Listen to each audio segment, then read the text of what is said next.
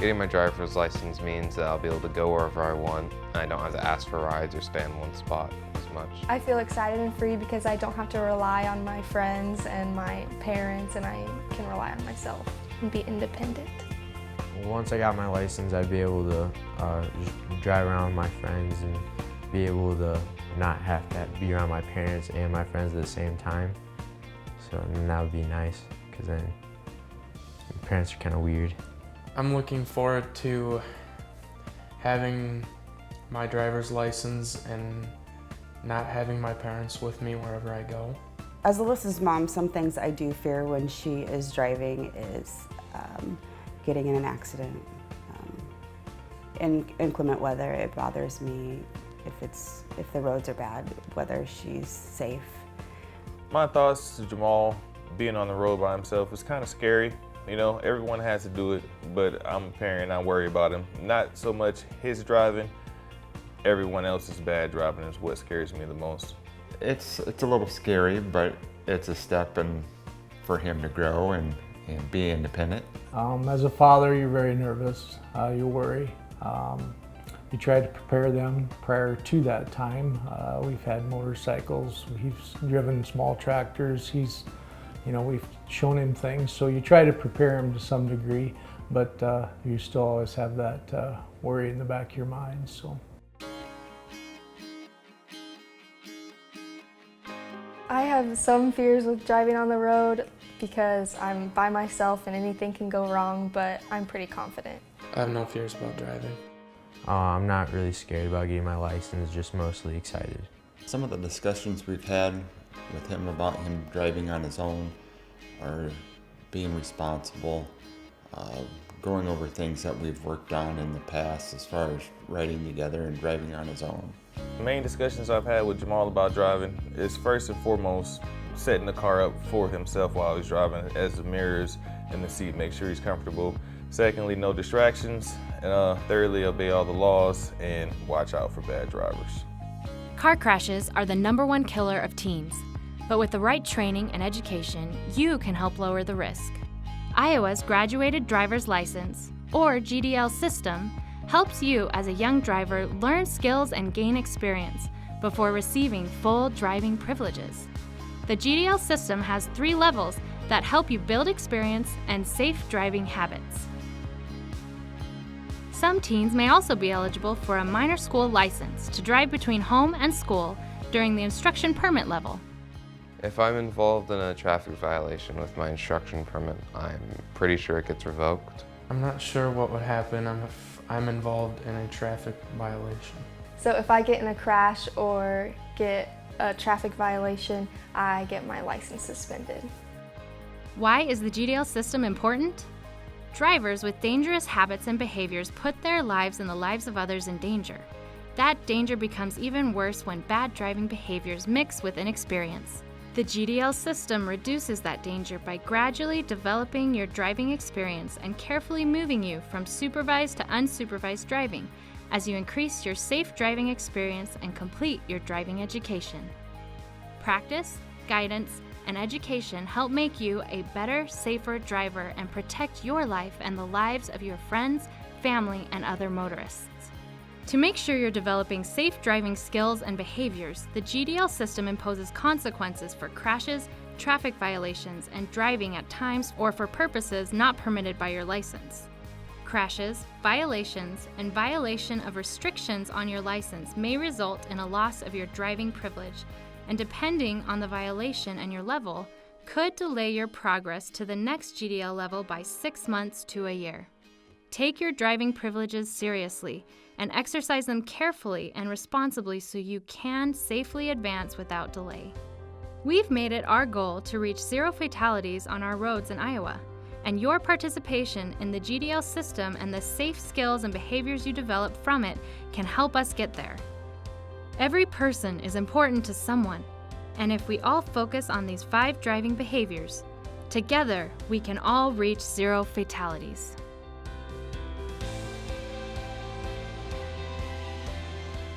When I hear aggressive driving, I think someone like tailgating and honking their horn a lot and cutting people off In my mind, when I think of aggressive driving, road rage comes to mind. You know, people want to get to where they need to be with no one getting in their way. And so if someone does get in their way, they want to swerve around them, follow too close to get that person out of their way, and just focusing on getting to the spot as opposed to driving safely. Some things you can do to avoid aggressive driving would be like staying calm.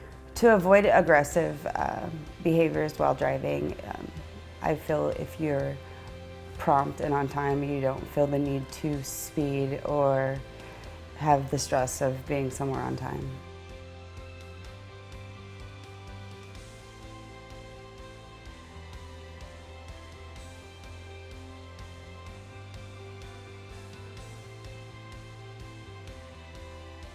Driving distracted is most likely the radio or having somebody with me that's talking to me, like my mom. Always checking your phone, not paying attention to the road, listening and looking around as your friends are in the car with you. You can have your phone completely away from you, only have your radio so loud, and when you have friends in the car, make sure they're not too loud and distracting. Get rid of the cell phone. If you are going to listen to music, put it on the station that you want it on and leave it on that station, and just make sure you're focused on the road at all times.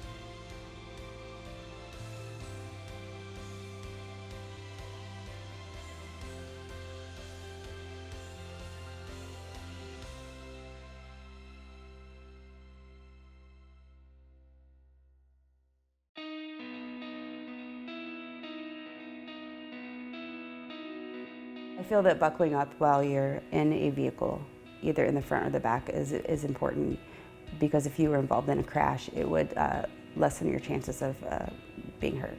As I've gotten older, I've come to realize it isn't about me so much, me personally. It's about who I need to go home to, my family.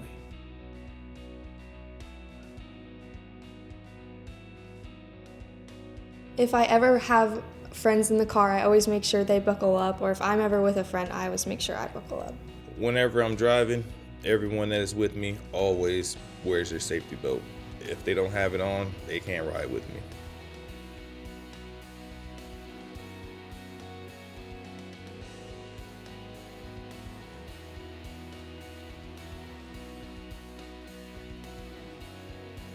If you're driving with influence, not only is that against the law, but makes it you're a danger to everyone on the road, because you're not as focused and you swerve a lot more and you can hurt yourself and everyone around you. The consequences of driving impaired would be losing your license for a period of time. Also, there's the consequence of losing your life or other people around you.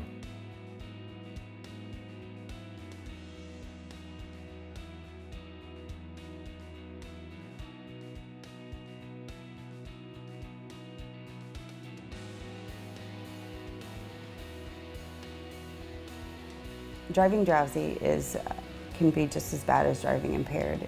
You're not aware of your surroundings. You're more likely to be involved in a crash or hurt somebody.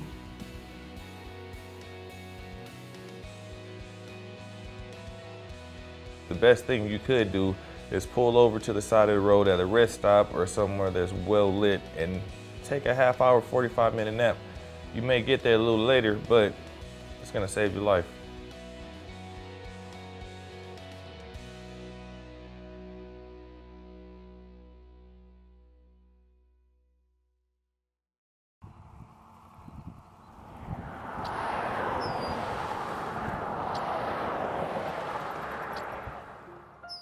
You never know what can happen in the blink of an eye.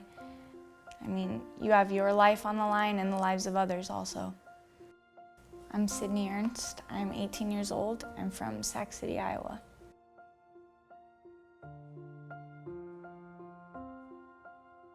A group of high school students were traveling home from Carroll, Iowa, and they decided to take gravel roads that night, and they just happened to meet at an unmarked intersection at somehow the same exact time, and The driver of the truck happened to be drinking pretty heavily and ran into the passenger side of the vehicle that the two girls were in and killed both of them instantly.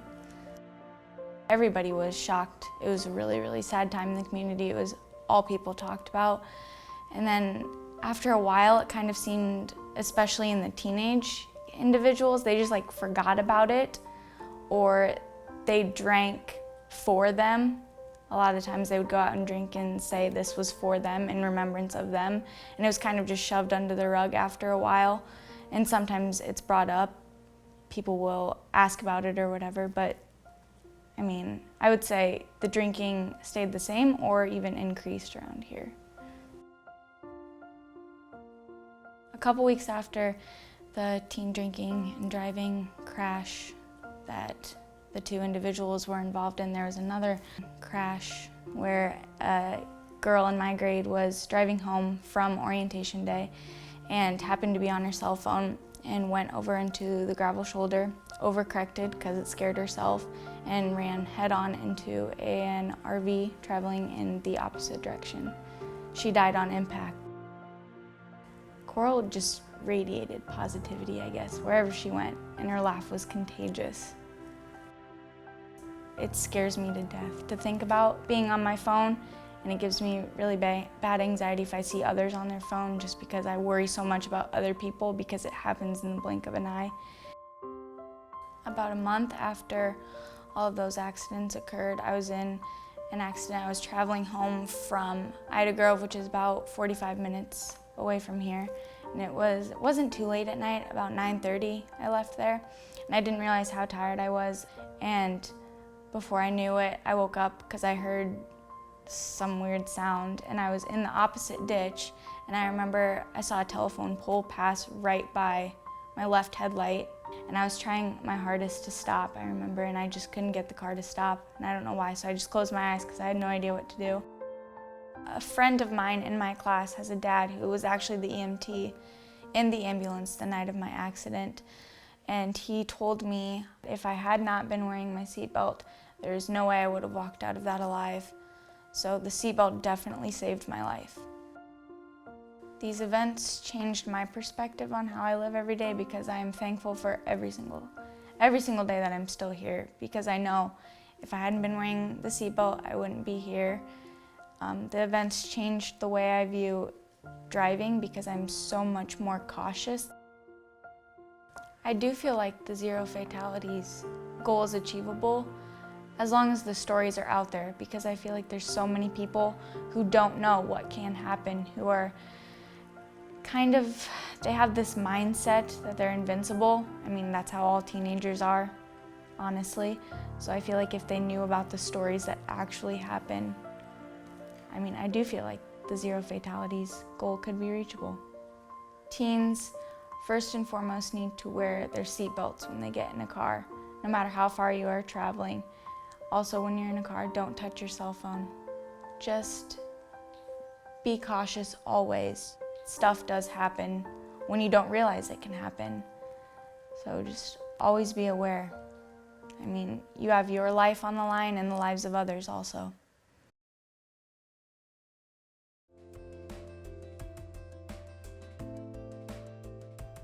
Safe driving behavior comes down to your choices.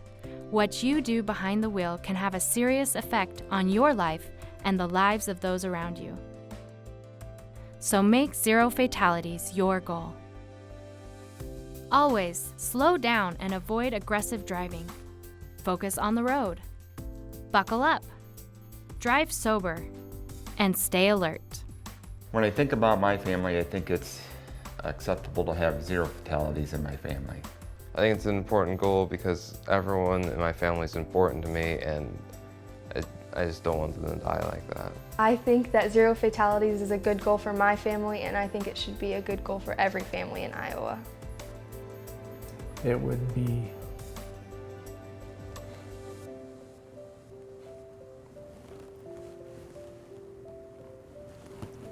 zero.